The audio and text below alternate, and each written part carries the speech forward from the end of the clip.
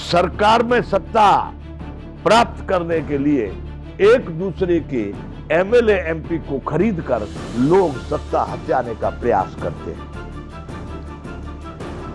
ऐसे ईमानदार लोग देश को चलाएंगे? धिक्कार है। आपको नहीं लगता?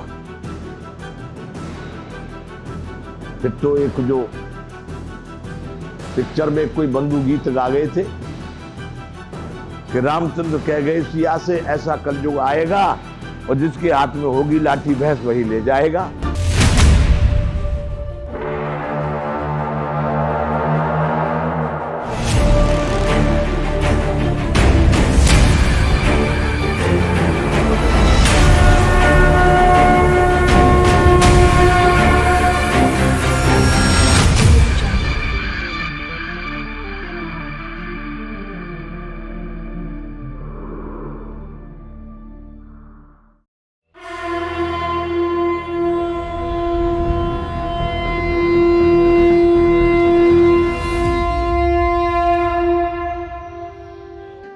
जय विश्व बंधु।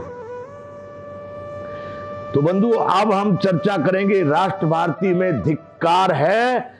सरकार के जो बड़े महारथी, जो देश चलाने वाले शासक, उनके क्रियाकलापों को हम कहेंगे क्या?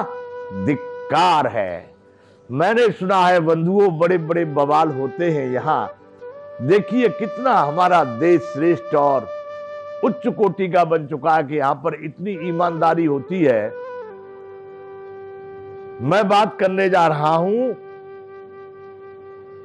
लोकसभा सदस्य, विधानसभा सदस्य यानी विधायकों की और एमपीओं की खरीद क्रय विक्रय की।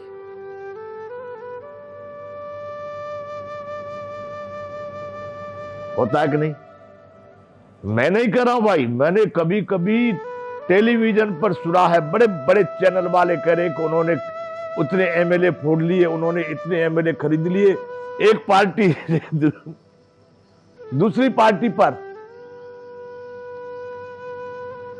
आक्षेप लगाती है कि सही कहती है, गलत है कि सही है, ये वो लोग आपस में जाने। लेकिन शासक पक्ष या विरोध पक्ष, नेता लोग, कहीं शासक पक्ष भी कह रहे हैं, कहीं हमारे एमएलए को खरीदा जा रहा है, हमारे एमएलए को खरीद लिया गया है, हमारे एमएलए बिक गए हैं। धिक्कार है। सरकार, जो देश को चलाने वाली जो संस्थाएं हैं, उनमें इतनी बड़ी बेईमानी।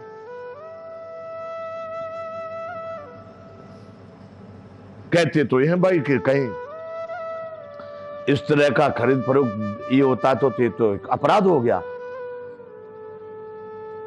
जो भी लोग ऐसा कर रहे हैं वो तो दंडनीय अपराध कर रहे हैं, उनको तो ऐसा होना चाहिए। लेकिन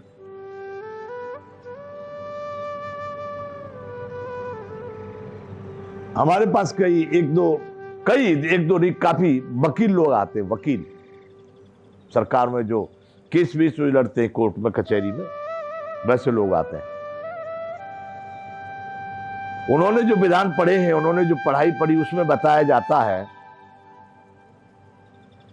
अरे आप किसी गवाह को खरीदो, किसी को फोड़ो, किसी को पैसे देकर के तोड़ो तो भी अपराध है।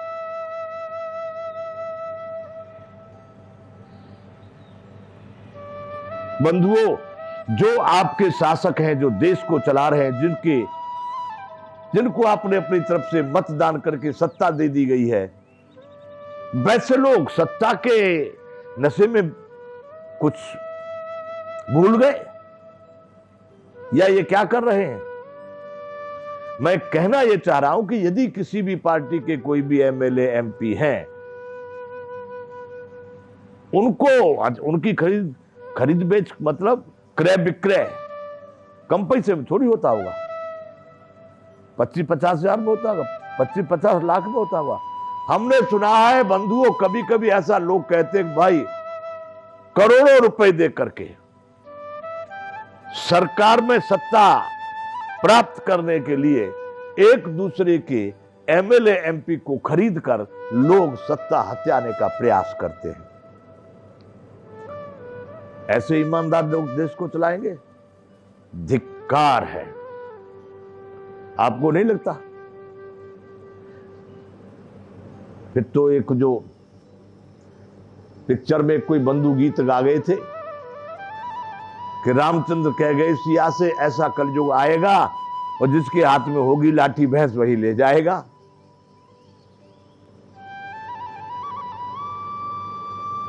क्या मतलब रहेगा नैतिकता का? क्या मतलब रहेगा सिद्धांतों का?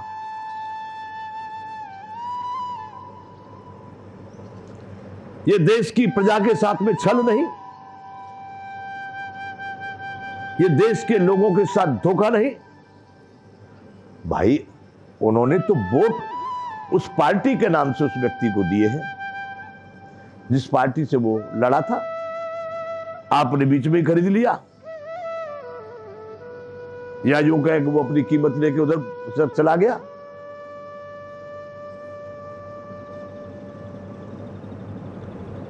तो ये उसके जनता के मताधिकार का दुरुपयोग नहीं? बंधुओं, धिक्कार है ऐसी नीतियों को। मैं कहता हूं भारत की प्रजा और जनता और लोगों से, बंधुओं से, विश्व बंधुओं से, बंधुओं जागरूक हो जाओ। ऐसे लोग देश को नरक बना देंगे। वैसे भी आप लोग को ये भी शांति से मस्ती में सो रहे हो, निर्भय होकर के जी रहे हो, बड़े आनंदित हो, बड़े प्रसन्न हो। बिल्कुल नहीं। यहां पर चिंता, भय, उद्वेग, क्लेश, बीमारी, सब तरह से तुम लोग परेशान ही परेशान हो। धन हो गया तो धनवान भी परेशान ही है।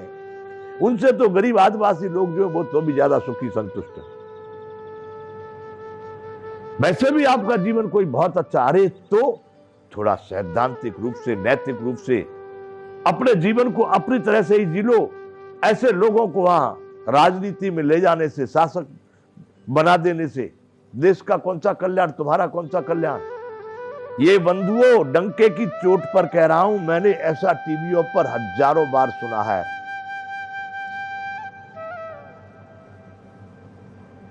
भाई वहां पर जो है ना, वोट कम हो गए, ज्यादा हो गए, थोड़े सीटों का अंतर रह गया तो क्रय विक्रय चालू।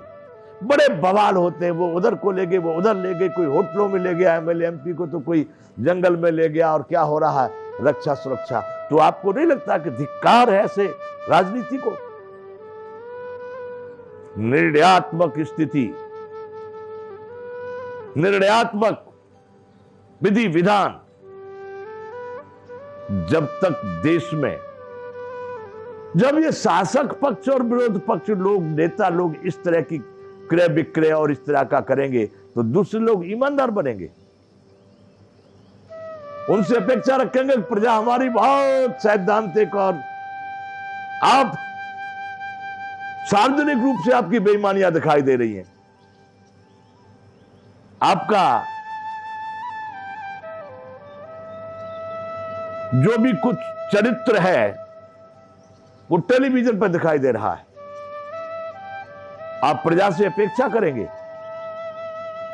बहुत ईमानदार। अब आप कहें भाई ये तो राजनीति है, राजनीति में तो ऐसा ही चलता है, तो फिर सबको छूट दे दो, कोई किसी को भी खरीदे, कोई किसी को भी बेचे। फिर तो पैसे के हिसाब से किसी के लिए कोई अपराध ही नहीं होना चाहिए। कोर्ट और कानून की भाषा में अपराध माने जाते हैं।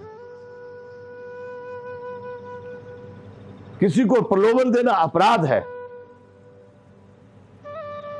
देख लो, कहते हैं लोग कानून में, प्रलोभन देना अपराध है।